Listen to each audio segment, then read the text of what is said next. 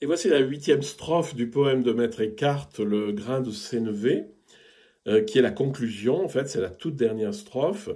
Et il y a une espèce d'exclamation à la fin qui qu'on peut vraiment identifier à ce qu'on appelle le jubilus, c'est-à-dire cette mise en présence de ce qu'est le divin en nous, pur amour et pure conscience, éveille en nous une espèce de stupéfaction, c'est la stupor, qui est liée à une joie très profonde. C'est pas une joie exubérante, mais c'est une joie profonde. Sors de toi, ma chère âme, et Dieu y entrera. Sors de toi-même, ma chère âme, et Dieu y entrera. C'est dans l'âme vide que Dieu remplit. Être vide de soi-même, c'est être plein de Dieu. Que tout ce qui est moi, tout à l'heure on avait, dans la précédente on avait toi, mais ce que tu crois, toi, cela doit disparaître, et là on est en moi, mais c'est la même chose. Que tout ce qui est moi sombre dans ce grand rien, c'est-à-dire le grand rien du divin. Alors là, il y a une information intéressante, c'est-à-dire que il ne faut pas lutter contre l'ego pour essayer de s'en débarrasser, parce qu'en fait, ça, c'est déjà l'ego. Donc, vous luttez contre vous-même, ça n'a aucun intérêt. Mais que le moi sombre, c'est-à-dire qui s'enfonce dans un grand rien. Et ça, c'est intéressant parce que c'est pas du tout à la force du poignet qu'on va y arriver, c'est dans le lâcher prise, dans se laisser tomber et accepter de devenir ce que je suis au fond de moi-même, c'est-à-dire cette immense conscience où il n'y a rien.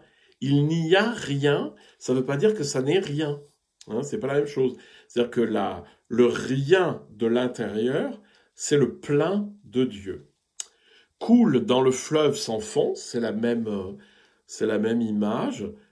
Et donc je vous rappelle aussi l'image de Thérèse d'Avila qui dit, à la toute fin des Septièmes demeures, donc à la toute fin de son livre sur le château intérieur, coule dans le fleuve sans fond. Elle dit, nous sommes comme des gouttes d'eau, de pluie, qui tombons dans un fleuve. Je n'ai rien perdu de ma nature, mais je m'intègre dans beaucoup plus grand que moi. Donc là, l'âme parle à Dieu, si je te fuis, tu viens à moi. Et ça, c'est intéressant aussi. C'est-à-dire que on essaye peut-être des fois de penser à autre chose, de faire autre chose, de faire des choses plus intéressantes, mais le divin en nous, quand même, nous appelle. Hein. On peut dire la même chose de l'éveil. L'éveil est déjà là. C'est comme une espèce de bourgeon qui demande qu'à ce que je le laisse s'épanouir en un arbre immense. Et bien là, c'est exactement la même chose.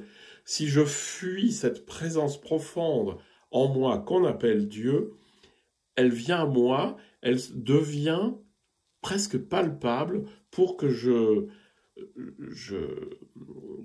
l'accueille. Si je me perds, toi, tu es là. Et c'est la même idée, c'est-à-dire que si je me perds, c'est-à-dire si je me distrais, si je sors de moi-même, si je suis plus au fond de moi-même, si je me perds, toi, tu es là. C'est-à-dire que ce fond divin en moi, qu'on appelle la grande conscience ou la conscience, il est toujours là. Ce qui n'est pas là, c'est moi. C'est-à-dire que moi, j'habite pas chez moi. Et quand j'habite chez moi, je suis en moi. Et ça finit par une exclamation, ô bien suprême. C'est-à-dire, le bien qui est Dieu, c'est la chose la plus profonde qu'on puisse expérimenter. En allemand, c'est O, überwesentliche Gut. Le Gut, c'est le bien. Überwesentlich, ça veut dire qu'il est au-delà de tout ce qui existe. Hein. Donc c'est pour ça que j'ai mis au bien suprême. Voilà, c'était la 8e et dernière strophe du grain de sénévé de Maître Eckhart.